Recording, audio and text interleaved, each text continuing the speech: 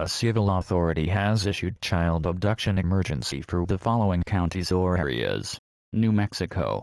At 1:19 a.m. on June 8, 2026 effective until 2:19 a.m. Amber Alert.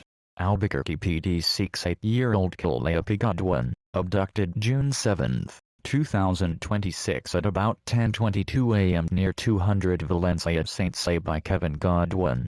Calliope is an African-American female, brown eyes, black hair, 4'3", 90 lbs, wearing purple sweats.